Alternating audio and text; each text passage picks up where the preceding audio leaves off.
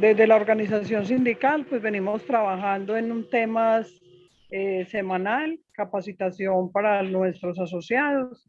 Creemos que este tema es de mucho interés y la abogada nuestra pues tiene grandes conocimientos en el tema de seguridad social y en pensiones.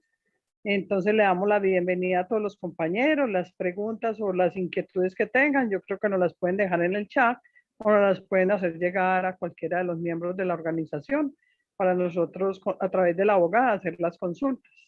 Les damos la bienvenida y la dejamos la abogada en uso de la palabra. Sí, muy buenas tardes para todos nuestros asociados. Muchas gracias por su participación. Tal como lo dice Gloria, pues realmente la idea es que nosotros pues estemos realizando capacitaciones periódicas para todos nuestros afiliados en temas importantes que ustedes requieren. Y el día de hoy pues vamos a hablar del Sistema General de Pensiones, más enfocado obviamente en el sector público. Yo pues soy abogada especialista de la Universidad Externado de Colombia en este tema de seguridad social y ya llevo litigando aproximadamente 15 añitos en estos temas de pensiones, que realmente pues es un tema que es muy variable. En nuestro país sabemos que han habido bastantes cambios legislativos relacionados con todo este tema de pensiones y que obviamente pues genera bastantes vacíos jurídicos para las personas que realmente no saben cuál es su situación pensional actualmente.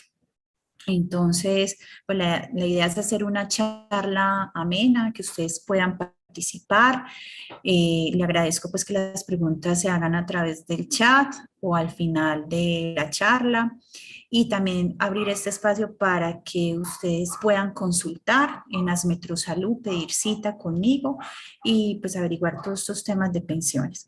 Bueno, como todos sabemos, en Colombia actualmente existen dos regímenes de pensiones, ¿sí? Que es el régimen de prima media con prestación definida y el régimen de ahorro individual que es administrado actualmente por todos los fondos privados. Estos dos regímenes pensionales son completamente distintos, más que todo en la parte de pensiones de vejez, porque digamos que ya en el tema de pensiones de invalidez y muerte no se diferencian mucho. Entonces, frente a este tema de pensiones en el régimen de prima media con prestación definida que es actualmente administrado por la entidad Colpensiones, se exige actualmente que para que un ciudadano, ya sea servidor público o empleado particular, pueda acceder a una pensión de vejez, debe tener en este caso las mujeres 57 años de edad y los hombres 62 y tener un mínimo de semanas cotizadas, ¿sí? Ese mínimo pues de semanas cotizadas, que son 1.300, se debe calcular en este caso la mesada pensional con lo que se haya cotizado durante el promedio de los 10 últimos años o de toda la vida laboral, ¿sí? En cambio, en lo que refiere al régimen de ahorro individual administrado por los fondos de pensiones, allí pues lo que interesa más para que usted pueda tener derecho a una pensión por vejez es el dinero que usted tenga acumulado en su cuenta de ahorro individual. Y la ley establece que debe tener un capital suficiente que permita financiar la pensión al 110% de un salario mínimo legal mensual vigente. En este caso, pues se requiere que ese capital supere 110% de un salario mínimo y el valor total acumulado en la cuenta de ahorro individual se compone tanto de los aportes como los rendimientos, los bonos y en este caso para el cálculo de esa mesada pensional se tiene en cuenta no solo la edad de la persona que se va a pensionar, sino también de su grupo familiar, es decir, la edad de su cónyuge o compañero o compañera permanente y la edad de sus hijos, siendo estos menores de edad, o también se tiene en cuenta si tiene hijos discapacitados. ¿Por qué? Porque dependiendo de todas esas variables se determina si el capital que tiene la persona ahorrado en esa cuenta de ahorro individual va a ser suficiente para sufragar una pensión al menos de un salario mínimo, ¿sí? Entonces, esa es la gran diferencia con el régimen de prima media con prestación definida. Diría yo que es una diferencia muy importante porque desafortunadamente muchas personas escogen, digamos, el régimen de ahorro individual, pero no se dan cuenta que a veces este régimen de ahorro individual tiene mayor exigencia para tener derecho a una pensión de vejez y que además ese cálculo de esa mesada pensional se realiza no solo con lo que la persona tenga acumulado en su cuenta, sino también esas otras variables del tiempo estimado de vida, del género de la persona y las edades de su grupo familiar. Incluso hay situaciones en que algunos afiliados de los fondos privados pueden tener acumulada en su cuenta de ahorro individual más de, digamos, más de 400 o 500 millones de pesos y aún así este capital, si mucho, le alcanza a financiar una pensión por el salario mínimo. Y uno se pregunta, ¿pero por qué? Porque si esta persona que tiene tan buenos ingresos, que tiene un IBC tan alto, ¿por qué le están ofreciendo una pensión por el salario mínimo en el fondo privado? Y es precisamente por la forma en la cual los fondos privados calculan la mesada pensional. Mientras que en el régimen de prima media que administra actualmente la entidad Colpensiones, lo único que interesa es que usted tenga la edad, el tiempo y el cálculo de la pensión se realiza es con el promedio que usted haya cotizado durante los 10 últimos años o toda la vida laboral. Entonces, en este caso, pues vamos a hablar de un tema muy importante que vemos a diario en las noticias y que realmente no sabemos. ¿Cómo opera el traslado de un régimen de pensión a otro? Entonces, pues la ley 797 del año 2003 establece que para que usted se pueda trasladar de un régimen de pensión a otro, debe tener una permanencia mínima de 5 años, ya sea en Colpensiones o en el fondo privado. Si usted se va a trasladar de un fondo privado a otro fondo privado, la permanencia mínima que se le exigen son 6 meses. Pero si usted se va a trasladar de Colpensiones a un fondo privado, debe tener una permanencia mínima de 5 años. Asimismo, la ley 797 del año 2003, que fue la que modifica la ley 100 del 93, establece que no podrá trasladarse de régimen cuando le falten 10 años o menos para cumplir la edad que le da derecho a una pensión de vejez. De manera tal que las mujeres, si están, digamos, en un fondo privado y quieren volver a Colpensiones, lo tienen que hacer antes de haber cumplido los 47 años de edad. Y si un hombre, ya sea trabajador, hago la aclaración, ya sea trabajador o trabajadora del sector público o privado, en este caso el hombre tendrá derecho a trasladarse del fondo privado a Colpensiones cuando haya cumplido o antes de cumplir, mejor dicho, los 52 años de edad. Igualmente, se exige que para que ocurra ese traslado, la persona debe solicitar la doble asesoría. ¿Sí? La doble asesoría es lo que le va a permitir a usted obtener la información necesaria para tomar esa decisión tan importante, es decir, la decisión de continuar en el fondo privado y pasarse a Colpensiones o viceversa, ¿sí? En este caso, la doble asesoría la debe realizar el fondo de pensiones al cual usted actualmente se encuentra afiliado. ¿Qué ocurre? En estos momentos hay muchas personas que desafortunadamente se dieron cuenta que la rentabilidad y el monto de la pensión que le están ofreciendo en los fondos privados no es el esperado, ¿sí? Que realmente van a tener una pensión por debajo de la que tendrían si hubieran estado afiliados a Colpensiones. Y por eso en estos momentos hay muchas personas que se están trasladando de los fondos privados a Colpensiones. Pero ¿qué ocurre? Que les niegan el traslado porque obviamente ya pasaron la edad, el límite de la edad para solicitar ese traslado, que en este caso son 47 años de edad las mujeres y 52 años de edad los hombres. Entonces, lo que se está optando es iniciar unas demandas ante los juzgados laborales.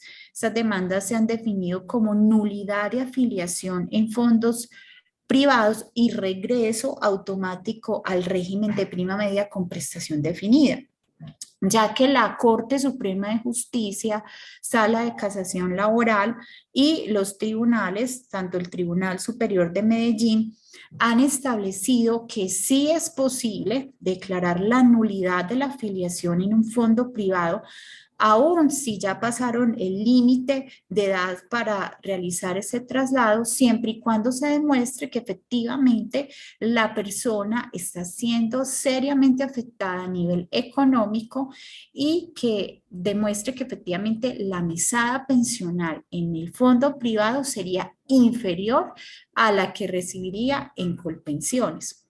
Asimismo, tiene que demostrar el afiliado que el fondo privado no le dio la suficiente asesoría, no le dio la suficiente información y por ello, pues al no tener esa información para establecer cuál era el régimen de pensiones que más le convenía a sus intereses como trabajador, pues se puede optar por esta nulidad, básicamente porque se está afectando esta situación pensional del trabajador y obviamente ese deber de información, este deber de doble asesoría, lo tienen que tener los fondos privados. Incluso ya la Corte ha indicado que así la persona no se acerque a solicitar la doble asesoría antes de cumplir los 47 o los 52 años de edad, el fondo privado deberá comunicar de manera personal a su afiliado y brindarle esa doble asesoría. Y si no lo hace, pues la consecuencia de faltar a ese deber de información y claridad, pues conlleva a que se declare la nulidad de afiliación del fondo privado y regresar a Colpensiones. Y es una demanda que en estos momentos pues se está ganando. Ya han varias sentencias de la Corte Suprema sobre este tema y pues lo importante es que los trabajadores y trabajadoras tienen la oportunidad de reivindicar esos derechos laborales que les están siendo afectados por los fondos privados. Entonces, si alguno de ustedes pues está como en esa situación, pues yo los invito para que se acerquen a Metrosalud y le podamos brindar una asesoría más profunda e individual acerca de este tema. Bueno, como les venía diciendo, pues la doble asesoría es un deber que tienen todos los fondos de pensiones, o sea, ya sea Colpensiones o ya sean los fondos privados, tienen la obligación, así lo estableció la Superintendencia Financiera, la obligación de realizar esa doble asesoría a partir del 1 de octubre del año 2018.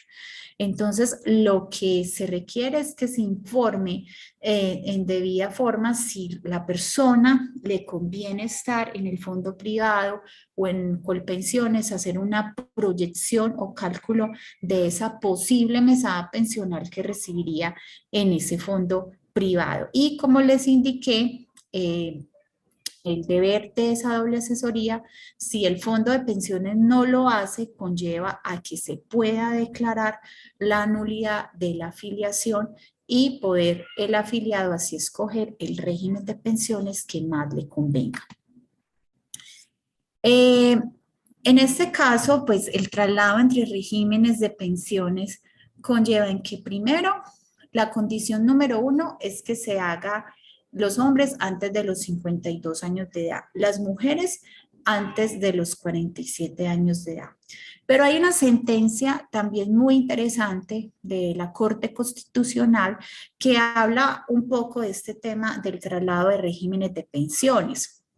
Esta sentencia se profirió en el año 2010 y establece que cuando un afiliado a fondo privado demuestre que para el 1 de abril del año 1994, fecha en la cual entró en vigencia la Ley 100 del 93, tuviera mínimo 750 semanas de cotización previamente en el régimen de prima media con prestación definida, ya sean semanas cotizadas o servidas en el sector público, podrá trasladarse en cualquier momento, ¿sí? Y incluso sin necesidad de demandar. Entonces, esto es muy importante porque hay varias personas, varios afiliados a los fondos privados que posiblemente pues ya pasaron la edad límite de solicitar el traslado, pero cuentan con esas 750 semanas o su equivalente en tiempo de servicios al 1 de abril del 94. Entonces, en este caso, solo basta en que la persona dirija una reclamación al fondo privado, un derecho de petición solicitando ese traslado y de manera inmediata se lo tienen que dar, pues por aplicación a esta sentencia de la Corte Constitucional. Bueno, en este caso, como venía diciendo, el gobierno nacional viene proyectando, incluso dentro de la reforma pensional que plantea el gobierno, pues que haya un traslado express.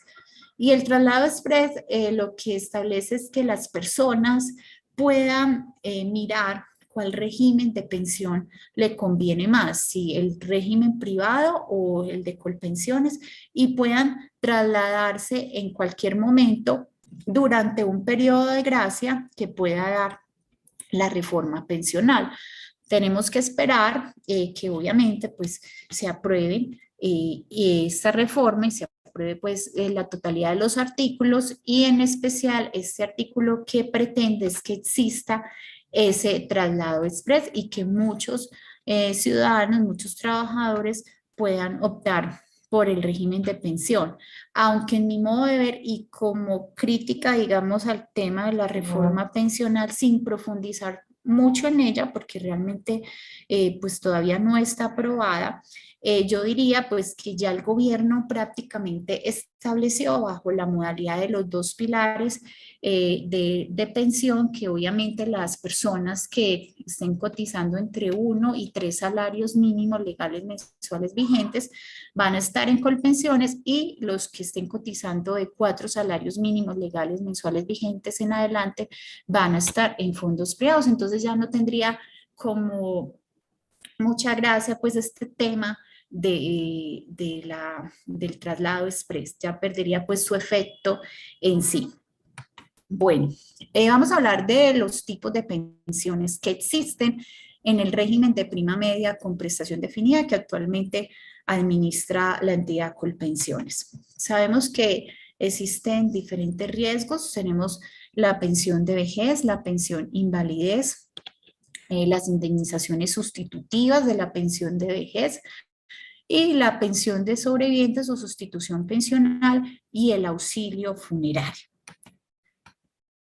Entonces, como les venía diciendo, el Sistema General de Pensiones, a partir de la Ley 100 de 1993, lo que hizo fue recopilar, digamos, toda esta normatividad que estaba en diferentes disposiciones, sobre todo en el sector público. Sabemos que en el sector público, antes de la Ley 100 de 1993, se aplicaba la Ley 33 de 1985. Y que antes de la Ley 33 de 1985 85 está el decreto 31 y 38 del 1965, la ley sexta del 45, donde estas disposiciones aplicables al sector público establecían la forma en la cual se deberían de jubilar los trabajadores del sector público. Ya con la vigencia de la ley 100 del 93, lo que trajo fue recopilar toda esta normatividad y tratar de que todos pues estuvieran en un mismo sistema general de pensiones,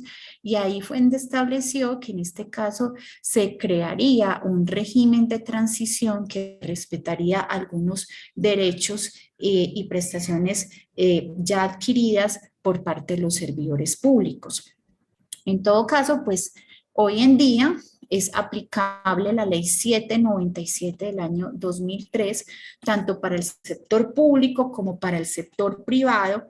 Exige la pensión tanto para hombres y para mujeres 57 años y hombres 62, y tener un mínimo de 1.300 semanas cotizadas.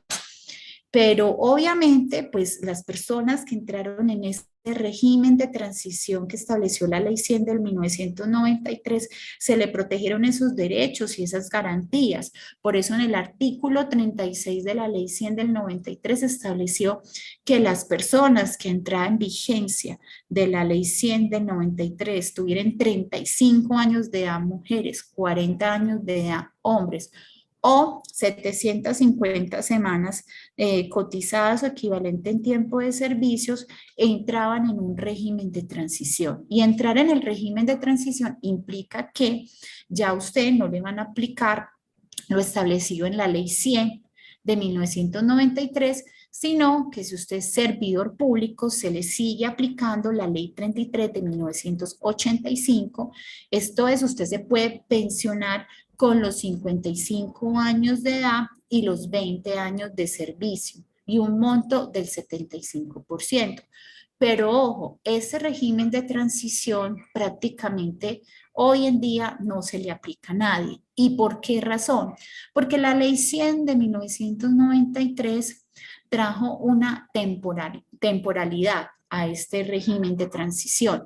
Asimismo, durante la vigencia de la ley 797 de 2003 se expidió el acto legislativo 001 del 2005, y este acto legislativo 001 del 2005 estableció de que el régimen de transición no se puede aplicar más allá del 31 de diciembre del año 2014. De manera que esto quiere decir que a partir del año 2015, a partir del 1 de enero del año 2015, ya nadie se le aplica ley 33 del 85, sino que se le aplica el régimen general de pensiones que establece la ley 797 del año 2003. Hay pues muchos afortunados del sector público que lograron pensionarse con ley 33 del 85, es decir, con 55 años de edad, 20 años de servicio y el 75% del monto pensional. Pero ya a partir del 1 de enero del 2015, ya todos, tanto sector público como sector privado, pues se le aplica este régimen general de pensiones. Han habido bastantes cambios sobre este tema de pensiones, por ejemplo, en cuanto a lo que refiere a la edad de las mujeres, 57 años de edad y 1.300 semanas. Hace poco la Corte Constitucional sacó una sentencia bastante interesante el 6 de junio de este año, donde favorecen pues a las mujeres trabajadoras y establece que a partir del año 2026 a las mujeres se les va a reducir las semanas en 50, entonces es decir, para el año 2026 ya las mujeres, para tener derecho a una pensión de vejez, se va a exigir 57 años de edad y 1.250 semanas. Y cada año, a partir del año 2026, se va a reducir en 25 semanas hasta llegar al año 2036, donde las mujeres se van a pensionar con 1.000 semanas de cotización. Y esto fue una sentencia de la Corte Constitucional donde declaró la inexequibilidad del inciso segundo del artículo 9 de la Ley 797 de 2003, y lo que hizo es traer como una igualdad, digamos, en género, en el sentido de que las mujeres, por ser madres y trabajadoras, pues obviamente no podían equipararse a los hombres y exigírsele estas 1.300 semanas cotizadas, y es un avance muy importante en lo que refiere pues al tema de equidad en género. Bueno, entonces, actualmente pues la ley 797 establece que para usted tener derecho a una pensión necesita cotizar 1.300 semanas, y por esas primeras 1.300 semanas el monto pensional va a ser un 65%, ¿sí? Sobre las primeras 1.300 semanas. Y por cada 50 semanas adicionales a esas 1.300 semanas, se va a incrementar a 1.5% por cada semanas adicionales. Sobre este punto, pues, se establece que al llegar a las 1.800 semanas, ya el monto pensional podría llegar hasta el 80% de lo cotizado.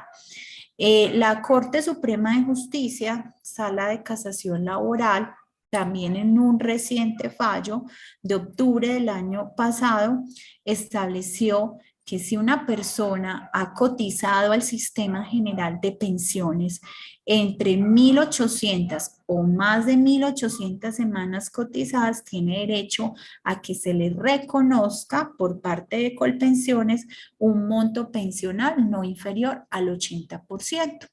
¿Y por qué se hizo esta aclaración por parte de la Corte Suprema de Justicia? Porque desafortunadamente esta fórmula que les estoy presentando es una fórmula decreciente. ¿Qué quiere decir decreciente? Mientras más salarios mínimos gane usted, la fórmula va a decrecer. Por ejemplo, en este ejemplo que les pongo de un trabajador que ha cotizado toda su vida laboral sobre 2 salarios mínimos, bueno, actualmente que el salario mínimo está en 1.116.000 pesos, entonces lo que se le hace es aplicar sobre ese ingreso base de liquidación, se le aplica el porcentaje del 64.5%. Entonces, nótese cómo disminuyó el porcentaje, es decir, el mínimo porcentaje que arrancaba del 65.5% disminuye al 64.5% porque precisamente esa fórmula es decreciente. Entonces, lo que indicó la Corte Suprema de Justicia en reciente fallo es que no se puede dar aplicación a esta fórmula decreciente porque obviamente se están afectando los derechos pensionales de todos los trabajadores y trabajadoras. Y en este caso, si la persona, incluso para este ejemplo, que es un trabajador que apenas tiene las 1.300 semanas, en este caso se le debe respetar el monto mínimo del 65% por las primeras 1.300 semanas, y de ahí en adelante por cada 50 semanas adicionales, ese monto debe subir a 1.5%, y de ninguna manera el que haya cotizado entre 1.800 semanas o más, el monto no puede ser inferior al 80%. Esto obliga a que muchas mesadas pensionales se tengan que volver a reliquidar porque la mayoría de los trabajadores, por no decir casi todos, están siendo mal liquidados porque obviamente ya con esta sentencia de la Corte Suprema de Justicia, prácticamente esta fórmula decreciente que aplica el régimen de prima media administrado por Colpensiones no es aplicable para el cálculo de las pensiones de vejez. Bueno, cambiando pues este tema un poco de la pensión de vejez, miramos rápidamente la pensión de invalidez.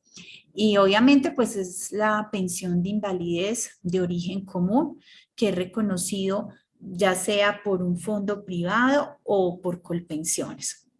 Los requisitos para el reconocimiento económico de una pensión de invalidez es que la persona hubiere cotizado 50 semanas dentro de los 3 años anteriores a la fecha de estructuración de la pérdida de capacidad laboral, y menores de 20 años al menos tener 26 semanas en el último año, y obviamente el afiliado haya perdido su pérdida de capacidad laboral igual o superior al 50% por una enfermedad de origen común, no profesional o causada por accidente laboral.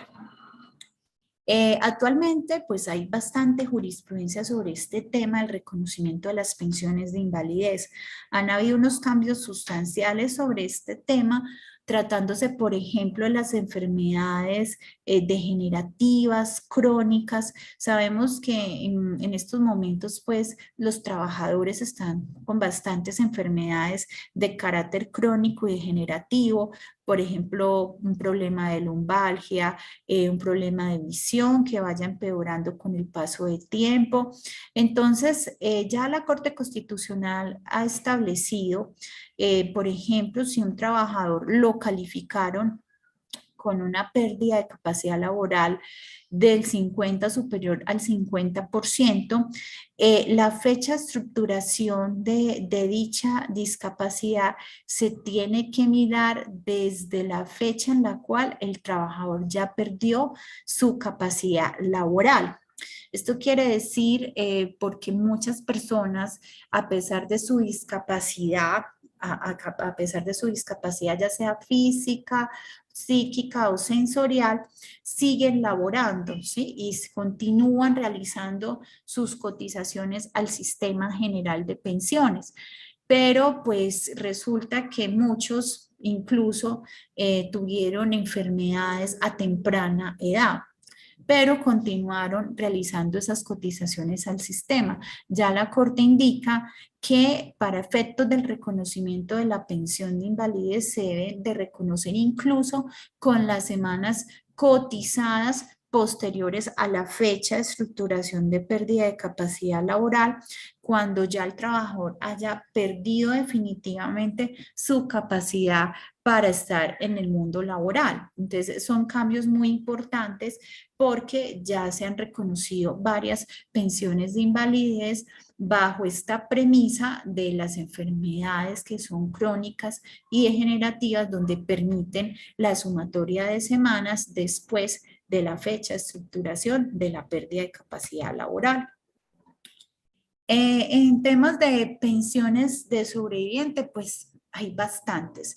Y pues yo quisiera como hacerles un pequeño recuento de esto, porque obviamente tenemos familiares o amigos que han estado en situación de pérdida de un ser querido y que de forma lamentable pues les han negado su reconocimiento de pensión de sobrevivientes por no cumplir los requisitos legales. En estos momentos, para tener derecho a una pensión de sobrevivientes a favor de los beneficiarios, ya sea del afiliado pensionado fallecido, se exigen tener las 50 semanas cotizadas en los últimos 3 años anteriores al fallecimiento.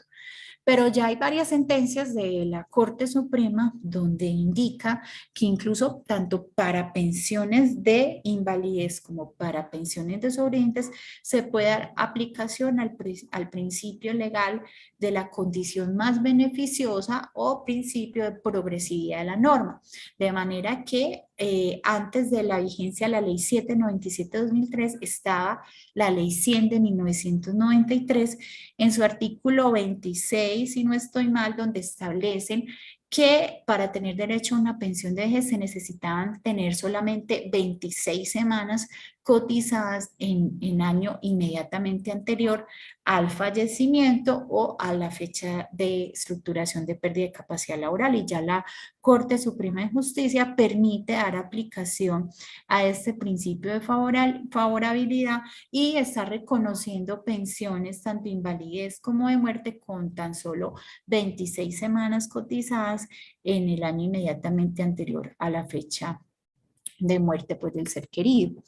En el tema del reconocimiento de las pensiones de sobrevivientes, tanto para afiliados como para pensionados, hay bastante controversia en cuanto al reconocimiento del cónyuge o compañero permanente. Han habido bastantes cambios jurisprudenciales sobre este tema, porque anteriormente, cuando un afiliado fallecía y el cónyuge iba a reclamar la pensión de sobrevivientes o el compañero va a reclamar la pensión de sobrevivientes, les exigían tener un tiempo mínimo de convivencia de 5 años, ¿sí?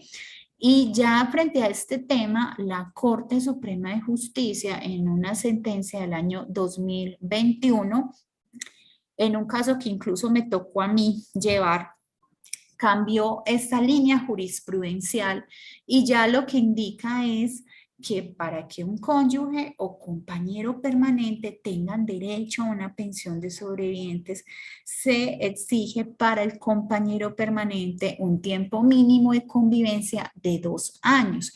Y para el cónyuge, muy importante, en el caso del cónyuge que pierde pues a su ser querido, pero aún no está recibiendo la pensión de vejez, en estos casos no se exige tiempo de convivencia. Entonces hubo un cambio bastante importante, pero en lo que refiere al afiliado que es fallecido, ¿sí? Pero tratándose de un pensionado fallecido, la Corte Suprema de Justicia no hizo pues ningún cambio frente a este aspecto, y para un pensionado sí se exige tanto el cónyuge como el compañero los 5 años de convivencia. Esto se mantuvo pues más que todo por temas de fraudulentos. Muchas personas pues simulaban, digamos, matrimonios o uniones maritales de hecho con pensionados para poder tener finalmente el reconocimiento de una pensión. Entonces, frente a ese punto, sí, la Corte Constitucional y la Corte Suprema de Justicia hizo un cambio frente a este tema. En este caso, pues también está ahora el tema de la sustitución pensional de parejas homosexuales, donde incluso ya se están reconociendo sin necesidad de mandar, es decir, porque ya hace parte pues de nuestra legislación que la vigencia pues de estas relaciones homosexuales, donde ya Colpensiones y los fondos privados están reconociendo las pensiones, obviamente si se demuestra la convivencia con el afiliado o el pensionado fallecido. Asimismo, en cuanto refiere, perdón, al tema de la pensión de sobrevivientes para los hijos discapacitados, pues se tiene que demostrar la discapacidad al momento de la pérdida del afiliado pensionado y la dependencia económica. La dependencia económica para con sus padres y viceversa. Si un padre pierde un hijo, también deberá demostrar la dependencia económica que se tenía con respecto al hijo. Ya el tema de esa dependencia económica, digamos que ha variado bastante, porque anteriormente se exigía una dependencia completa del 100%, pero ya la Corte Constitucional aclaró que esta dependencia económica no tiene que ser absoluta, basta que el padre demuestre que el hijo pues le ayudaba con algo de sus gastos para que pueda tener derecho a una pensión de sobreviviente. Lo mismo pasa para el caso de los hermanos inválidos, que también deben de demostrar la dependencia económica para con sus hermanos, y pues obviamente pues la discapacidad laboral para el momento de la muerte.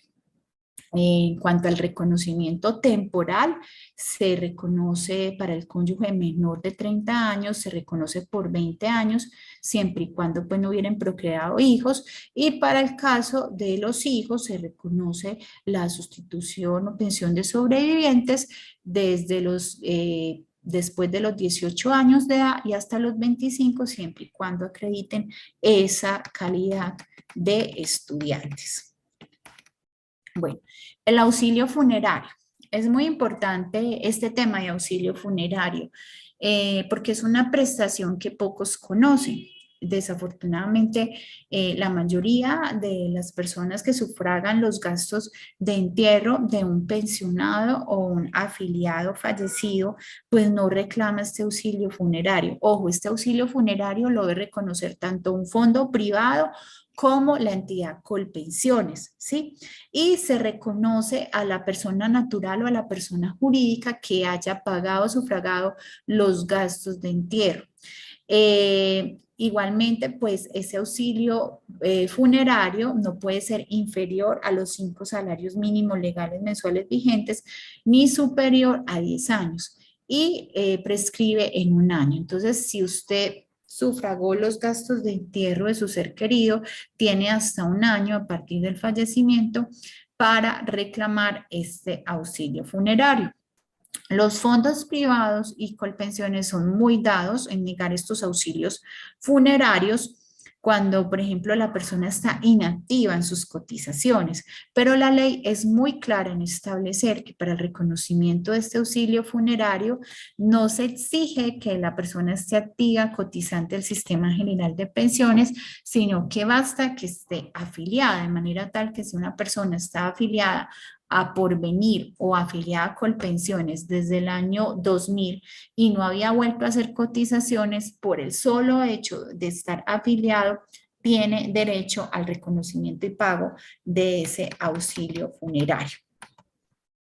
Bueno, entonces, actualmente pues existe también el tema de la indemnización sustitutiva de la pensión de vejez. Se llama indemnización sustitutiva de la pensión de vejez para los que están afiliados en Colpensiones y devolución de aportes cuando la persona está en los fondos privados. ¿Y esto qué quiere decir? Cuando usted no tenga, digamos, las semanas cotizadas para tener derecho a su pensión de vejez en Colpensiones, usted puede reclamar la indemnización sustitutiva de la pensión de vejez, que lo que hace es devolverle las cotizaciones que hubiera efectuado el trabajador en el régimen de prima media con prestación definida. Mientras que en los fondos privados se maneja de manera distinta, lo que se hace es una devolución de saldos de lo que usted tenga acumulado en su cuenta de ahorro individual, se devuelve completamente a la persona cuando no reúna los requisitos legales para tener derecho a una pensión en el fondo privado. En este caso, los fondos privados tienen dos maneras de reconocimiento de la pensión. Que el saldo que tenga en su cuenta de ahorro individual supere el 110% de un salario mínimo legal mensual vigente o que tenga derecho a la garantía de la pensión mínima de vejez, que son 1.150 semanas. Si usted está en un fondo privado y no tiene el capital acumulado en la cuenta de ahorro individual y no tiene las 1.150 semanas cotizadas en el fondo privado, sumando bonos pensionales, entonces puede solicitar la devolución de aportes. En los fondos privados, en ese punto sí son muy generosos, es decir, los fondos privados devuelven todo el capital con sus respectivos rendimientos y por ello la devolución de aportes en este caso suele ser el doble de lo que una persona recibiría en Colpensiones si optara por la indemnización sustitutiva, la pensión de vejez. Por eso, cuando una persona también se va a afiliar a un régimen de pensión, también tiene que mirar esa opción. Es decir, si yo me voy a afiliar ya muy tarde, ya, por ejemplo, hago mis cálculos y digo, no, definitivamente yo en Colpensiones para llegar a 1.300 semanas tendría que estar cotizando hasta los 80 años de edad, ya no me da. Entonces, mejor me afilio en un fondo privado, porque en el fondo privado, en caso de que tenga un capital bueno acumulado, puedo solicitar la devolución de aportes y me va mucho mejor. O en caso de tener una invalidez o muerte, prácticamente el monto de la pensión que recibiría en el fondo privado sería casi lo mismo que recibiría en Colpensiones. Entonces también hay que hacer ese análisis para muchas personas que quieran optar por uno u otro régimen de pensión. Bueno, entonces vamos a hablar también de otra pensión muy importante que las personas de pronto no conocen porque es una pensión muy nueva. Es una pensión que favorece a las familias de escasos recursos o, por ejemplo, aquellas parejas que de manera individual no tendrían derecho a una pensión de vejez. Y lo que quiso hacer la pensión familiar es precisamente permitir que entre compañeros permanentes o cónyuges puedan sumar entre los dos esas cotizaciones y poder tener derecho a una pensión equivalente a un salario mínimo, ¿sí? Entonces, esa pensión familiar exige que cada uno tenga un límite, que tenga la edad para tener derecho a la pensión, es decir, que tengan 57 años o que tengan 62 años y en este caso puedan acumular las semanas de los dos y si entre esa sumatoria de semanas llega a las 1.300, pues pueden optar por la pensión familiar. Se exige, por ejemplo, que cada uno al haber cumplido los 40 años de edad hubieran cotizado al menos el 25% de semanas exigidas en el régimen de prima media con prestación definida para tener derecho a la pensión familiar. Esta pensión familiar aplica tanto en fondo privado como en Colpensiones. Y muchas veces si, por ejemplo, yo estoy en Colpensiones y mi pareja está en un fondo privado, entonces lo que se mira es quién tiene más semanas cotizadas y el que tenga menos semanas se debe trasladar al mismo régimen donde está la pareja. Y ahí la ley sí da una excepción de que ese traslado se pueda realizar en cualquier momento solamente con la finalidad de solicitar esa pensión familiar. Bueno, este tema pues de la indemnización sustitutiva ya se los adelanté, que es pues la posibilidad de que el pensionado cuando no reúna esas 1.300 semanas pueda solicitar en este caso a Colpensiones la indemnización sustitutiva o devolución de aportes cuando está en el fondo privado. Vamos a hablar de este tema del programa BEPS de Colpensiones porque pienso que de pronto, pues ustedes como servidores públicos no les aplica mucho porque obviamente la mayoría está cotizando para tener derecho a una pensión de vejez o ya muchos ya están a puertas de tener ese derecho. Pero pues para tener esta información para amigos, familiares, alguien que les pregunte sobre este programa BEPS, este es un programa que creó el gobierno nacional en el periodo pues de Duque y lo que busca es un ahorro voluntario.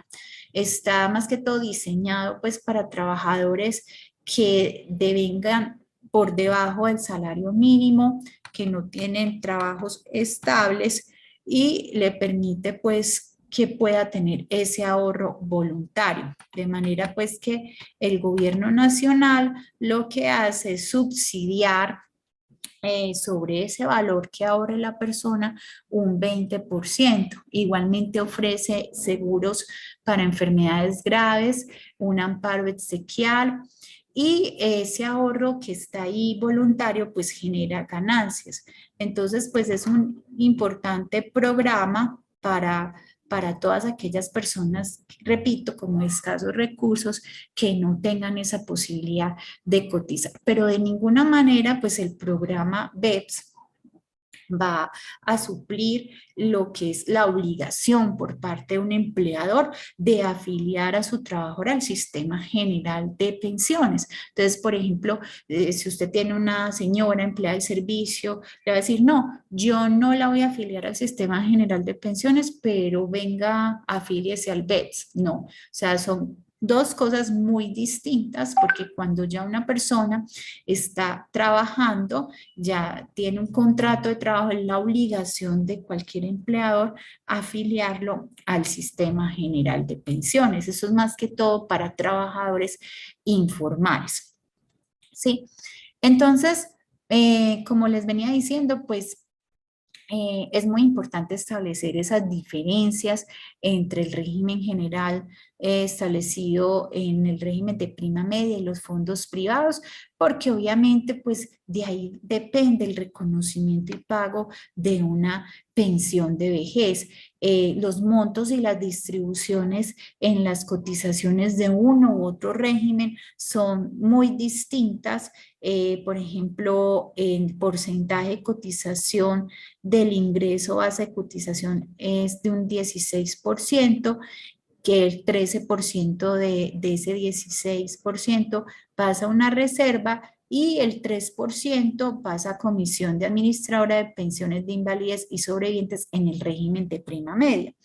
Mientras que en el ahorro individual, hay la cuenta de ahorro individual, pues de ese 16% va el 11.5% a la cuenta de ahorro individual, el 3% para comisión y administración de seguros de previsión y el 1.5% va para el fondo de la garantía de la pensión mínima, ¿sí? Entonces, obviamente, estos rendimientos pues son muy diferentes a los que se pueden generar en el régimen de prima media con prestación definida.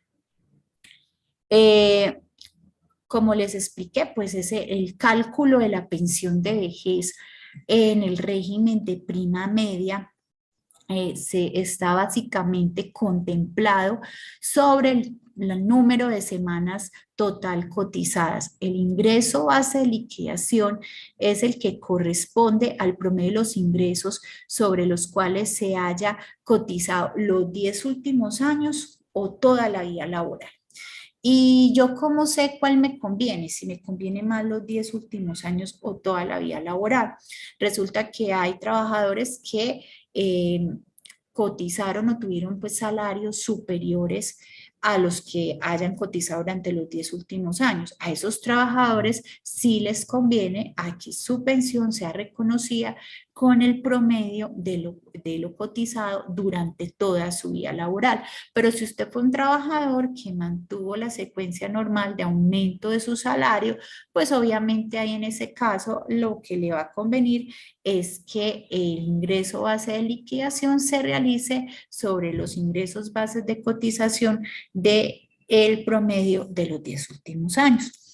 Ahora, tratándose del sector público, como les dije desde un principio, pues ya muy poquita gente realmente se está pensionando con ley 33 del 85, porque ya a partir del 1 de enero del año 2015 ya todos estos regímenes pensionales exceptuados terminaron, pero habrá uno que otro que se siga pensionando con la ley 33 del 85. Para estos servidores públicos que tienen derecho a un régimen de transición o, por ejemplo, que pues no se han dado cuenta, porque por ejemplo he tenido casos de señores que han trabajado en el sector público y que cumplieron los 55 años de edad antes del 31 de diciembre de 2014 y miran a ver si tienen o no derecho a la pensión y yo le digo, hombre, usted aquí su pensión tenía que ser reconocida con la ley 33 del 85. Estos servidores, pues el ingreso base de liquidación corresponde a un monto del 75%. Y anteriormente se podía tener ese ingreso base de cotización, ese 75% sobre el promedio salarial del último año. Pero resulta que ya el Consejo de Estado sacó una jurisprudencia reciente sobre este tema que más adelante se las voy a explicar, donde indica que ya lo que se debe establecer es una liquidación conforme al régimen general de pensiones, es decir, el promedio lo cotizado durante los 10 últimos años o el promedio cotizado durante toda la vida laboral. Los afiliados a Colpensiones deben cumplir la edad y las semanas mínimas para tener derecho a una pensión de vejez, excepto cuando se genera de manera anticipada a quienes hayan cumplido las semanas y tengan un hijo inválido. De no contar con esas semanas mínimas de cotización, pueden seguir cotizando hasta completarlas o solicitar en este caso la indemnización sustitutiva de la pensión de vejez. En los fondos privados, pues obviamente, como les expliqué desde el principio, se calcula muy diferente la pensión y en los fondos privados se tiene solamente lo que la persona tenga ahorrado en su cuenta de ahorro individual o si tiene bonos pensionales y debe contar con ese capital suficiente para tener derecho a la pensión de vejez. Si no tiene ese capital suficiente, los afiliados a fondos privados pueden optar por la garantía de la pensión mínima de vejez, que es tener 1.150 semanas, y con ello tendría derecho a la garantía de la pensión mínima de vejez. En ese aspecto, el fondo privado sí es muy bueno, porque, por ejemplo, si usted es un trabajador que toda la vida laboral ha cotizado sobre un salario mínimo y usted está en un fondo privado, pues a usted le van a reconocer la pensión con 1.150 semanas, es decir, menos 150 semanas que le tendría que estar cotizando a Colpensiones. Entonces, en ese caso, a ese tipo de trabajadores, pues a la larga también les conviene seguir, cotizando en el régimen de ahorro individual. Bueno, la pregunta es, ¿qué es mejor, estar en Colpensiones o estar en un fondo privado? Obviamente, si usted es un trabajador, servidor público particular, que usted venga más de 2 salarios mínimos, pues obviamente a usted le conviene estar en Colpensiones, ¿sí?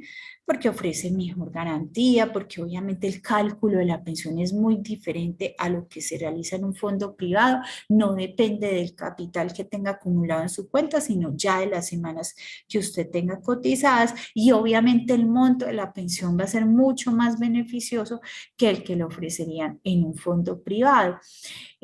Por eso es muy importante que para esos trabajadores que vengan más de 2 salarios mínimos, pues puedan seguir permaneciendo en Colpensiones. De ahí la crítica que se le hace al nuevo tema, pues digamos a la reforma pensional, que pretende es al contrario, a que las personas que estén entre 1 y 3 salarios mínimos estén en Colpensiones y los que estén entre 4 salarios mínimos y más se vayan a los fondos privados, que a mi modo de ver, obviamente, por la naturaleza competitiva y de mercado de los fondos privados, se va a mantener la misma situación que estamos viviendo hoy en día, donde los fondos privados están ofreciendo pensiones paupérrimas para aquellos trabajadores que incluso tienen salarios superiores a los 5 salarios mínimos legales mensuales vigentes. Entonces, tenemos que mirar finalmente cómo se va a regular dentro de la reforma pensional esta situación, de manera que no permita que sigamos en lo mismo que estamos ahora, donde los fondos privados son los que ganan y los trabajadores obviamente son los que están perdiendo. Bueno, ya aquí me adelanté todo esto. Bueno, voy a hacer como un recuento rapidito porque el tiempo pues es corto, la idea es terminar a las 6 para poder abrir el espacio a las preguntas. Vamos a hablar de las modalidades de pensión en el régimen de ahorro individual. ¿Sabían que los fondos privados en estos momentos ofrecen hasta 7 modalidades para tener derecho a una pensión? Está, por ejemplo, la pensión por renta vitalicia inmediata, retiro programado. También han establecido poder combinar renta programado con renta diferida. En fin, ofrecen todas estas opciones para el reconocimiento de la pensión, pero obviamente, vuelvo y explico, no son tan atractivas para aquellos trabajadores que puedan devengar incluso hasta 2 salarios mínimos en adelante.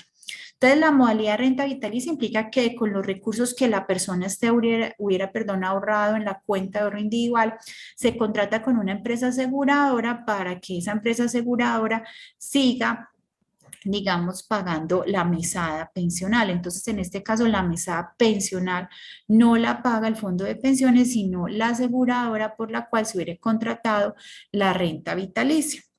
La modalidad de esta renta vitalicia ofrece que los recursos son administrados por la aseguradora, el monto de la pensión se define en función del capital que hubiera ahorrado la persona en toda la vida laboral y los cálculos internos de los empleados por la aseguradora, y las aseguradoras son las que manejan el ramo de las rentas vitalicias, deben ser obviamente autorizadas por la Superintendencia Financiera.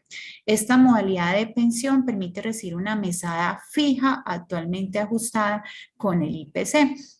Desafortunadamente, cuando vinieron los fondos privados con la vigencia de la Ley 100 del 93, lo que hizo fue enredar un poquito a los trabajadores diciéndole, no se preocupe que en el fondo privado usted se va a pensionar antes de los 55, antes de los 60. Entonces ya usted aquí, si usted se quiere retirar a los 40 años, lo puede hacer y va a tener una mesada pensional, pero desafortunadamente eso se hizo con esta modalidad de retiro programado, pero no les dijeron a estos afiliados que para optar por ese retiro programado tenía que tener un buen capital acumulado en su cuenta de ahorro individual, además que tendrían que hacer también el cálculo de las edades de su grupo familiar, de su cónyuge, compañero e hijos, para establecer si se podía, digamos, pensionar de manera anticipada, ¿sí? En todo caso, pues esa modalidad de retiro programado opera en muy pocas ocasiones. Tienen que ser trabajadores que tengan ingresos superiores a muy por superiores al salario mínimo para poder tener derecho a esta modalidad de retiro programado. Bueno, como les había dicho, pues la devolución de aportes en este sistema de los regímenes privados puede ser y suele ser a veces más atractiva que la indemnización sustitutiva de la pensión de vejez que ofrecen Colpensiones. Bueno.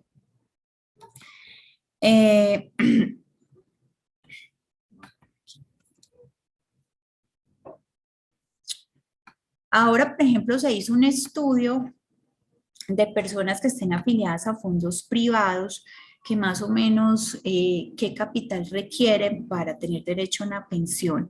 Y resulta que antes de pandemia, una afiliada, un fondo privado, necesitaba una suma aproximada entre 250 millones, pero ahorita con el tema de la inflación, ya esta suma se dobló. O sea, actualmente una persona en un fondo privado para tener derecho a una pensión de vejez por un salario mínimo necesita como mínimo un capital de 400 millones de pesos. Entonces, obviamente, este régimen de pensiones no es para todo el mundo, ¿sí? Bueno,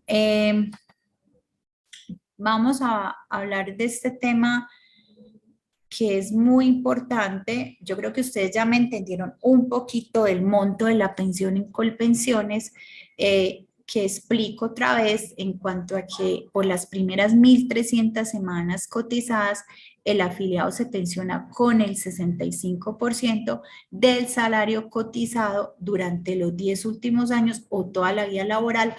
Este salario tiene que ser indexado y en ningún caso, pues ninguna mesada pensional puede ser inferior al salario mínimo. Desde las 1.800 semanas cotizadas en adelante, la persona prácticamente se viene a pensionar con un 80%.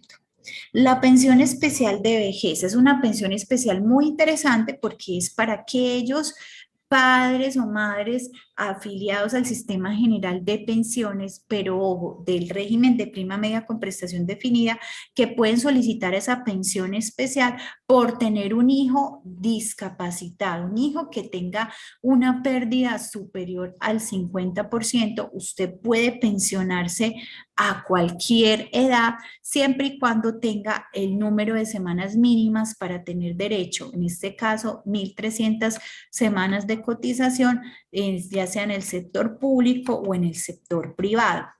Vamos a hablar de este tema muy interesante que es el retiro del servicio o edad de retiro forzoso.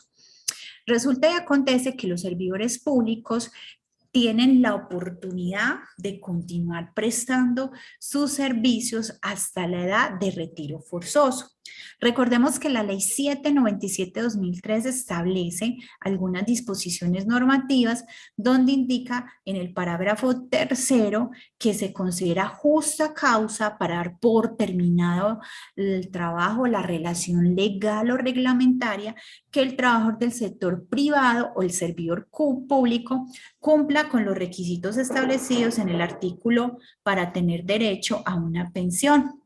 Es decir, cualquier trabajador, ya sea el sector público o el sector privado, que cumpla con y el tiempo, el empleador está en la facultad de darle por terminado su contrato de trabajo o su relación legal o reglamentaria. Excepto para aquellos que se quieran acoger a la edad de retiro forzoso. En este caso, la Corte Constitucional ha analizado este punto, indicando que tratándose de retiro de los servidores públicos con derecho a la pensión, las entidades del Estado deben respetar esa decisión que tiene el servidor de continuar prestando sus servicios a la de retiro forzoso o solicitar el reconocimiento y pago de la pensión.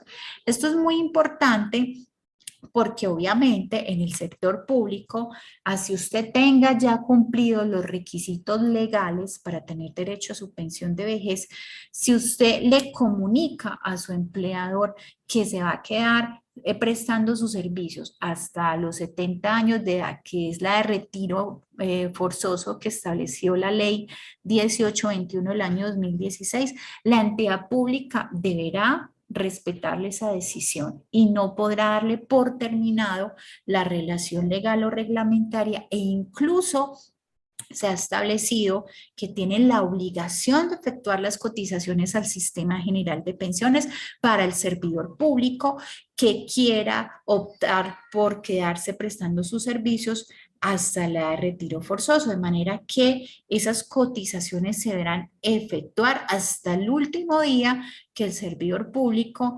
decida ya retirarse efectivamente del servicio. Como les expliqué anteriormente, este cuento pues del régimen de transición ya casi no se aplica en el sector público. Ya prácticamente a partir del 1 de enero del año 2015 ya todos están, digamos, en la misma disposición legal que es la Ley 797/2003 y exige tener ese tiempo de semanas y edad para tener derecho a la pensión.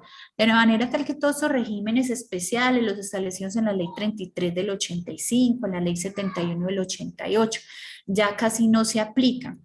Pero hay algo muy importante, y es que en los últimos años han habido avances jurisprudenciales muy importantes en el tema de las liquidaciones de las pensiones en el sector público. Y, por ejemplo, algunos servidores públicos que fueron pensionados con la Ley 33 del 85, que fueron pensionados con un monto del 75%, porque ese era el monto pensional que establecía la Ley 33 del 85, ya se está permitiendo de que puedan incluso sumar tiempos cotizados en el sector privado y ya se están reliquidando esas pensiones, sumando tanto tiempo público como tiempo privado, y ya incluso hay servidores públicos que están pensionados con un monto del 90%. Entonces sí es muy importante volver a revisar esas liquidaciones de pensiones para establecer si la persona tiene derecho a que se le reliquide la pensión de vejez, teniendo tanto en cuenta la sumatoria del tiempo público con el tiempo privado, y así tener un monto pensional superior al 90% de acuerdo a lo establecido por el acuerdo 049 del 90. Y o en todo caso, pues si no se le aplica ese acuerdo 049 del 90, puede optar a que se le reliquide esa pensión de vejez conforme al Sistema General de Pensiones establecido en el artículo 21 de la Ley 100 del 93, es decir, un monto mínimo del 65, un máximo del 80 cuando se cumplan esas 1.800 semanas de cotización. Y ya como para ir terminando nuestra charla, pues hay muchos servidores que tienen muchas falencias y les faltan semanas cotizadas en su historia laboral. Es muy importante que ustedes estén revisando su historia laboral y verifiquen si están ahí cotizados todos sus tiempos servidos. Hay unos que los tiempos servidos se están complementando con los bonos pensionales, porque obviamente antes de la vigencia de la ley 100 del 93, las entidades públicas no tenían obligación de cotizar al sistema general de pensiones. Entonces esos tiempos públicos se vienen a pagar con estos bonos pensionales. Entonces es muy importante que usted revise muy bien su historia laboral. Nosotros en Asmetrosalud estamos prestando la asesoría. Yo estoy ayudando a bastantes servidores como a organizar otra vez su historia laboral, ver qué semanas le hacen falta y pedir esa corrección de historia laboral en Colpensiones. Entonces también pues me pongo mis servicios para todos ustedes sobre este tema. Bueno, ya dejo entonces el espacio para las preguntas. Los que de pronto tengan inquietudes pueden estar aquí preguntando. Dime, Héctor, qué preguntitas tenemos aquí. A ver, revisemos. Bueno, aquí dice, en la S Metrosalud, los trabajadores que hemos hecho uso de la ley de retiro forzoso, no hemos manifestado la entidad el interés de hacer uso de la norma. ¿Es necesario manifestarlo por escrito? Sí, es necesario que se manifieste por escrito la voluntad de acogerse a la edad de retiro forzoso, porque así lo establece la ley. O sea, usted tiene que escribirlo, porque si no lo hace, ojo, lo que establece la ley 797 es que faculta al empleador, ya sea entidad pública o privada, para dar por terminada la relación legal o reglamentaria. Otra pregunta. Quienes ya estamos próximos a pensionarnos con semanas superiores a las requeridas, ¿podemos solicitar a la S Metrosalud no retener mi salario, el aporte de pensión? Bueno, a ver, desde el punto de vista, si usted ya es un funcionario que ya tiene más de 1.800 semanas cotizadas, pues usted sí puede hacerle la observación a su empleador y acogerse a lo establecido en el artículo 17 de la ley 797, donde le obliga al empleador cesar las cotizaciones al sistema general de pensiones.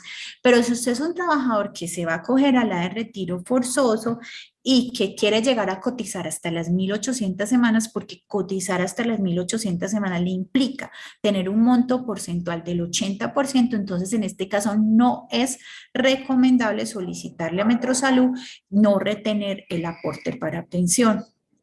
Bueno, otra pregunta. Buenas tardes, ¿me aclara por favor la diferencia entre CETIL y bono pensional? Solicité a un pueblo Angostura, tiempo laborado en 1989 al 94, me invitaron el CETIL. El CETIL es lo mismo que el bono pensional, solamente que el CETIL es un certificado de tiempos electrónicos. O sea, anteriormente a usted le daban una hoja donde habían 3 formatos expedidos por el Ministerio de Hacienda, formato 1, formato 2, formato 3, donde se especificaba el tiempo servido, el salario, en fin. Ya ese mismo bono pensional se expide, pero se hace de manera electrónica, ¿sí? Entonces, es lo mismo, pero se hace electrónicamente. ¿Sí? Y tiene la misma validez y de hecho ya todos los fondos de pensiones están exigiendo el certificado de tiempos electrónicos. Bueno, de todas maneras, muchas gracias por haber asistido a esta charla. La idea es que sigamos haciendo estas charlitas cada 15 días o de manera mensual, y los invito pues para que se acerquen y se asesoren entonces con nosotros en Asmetrosalud.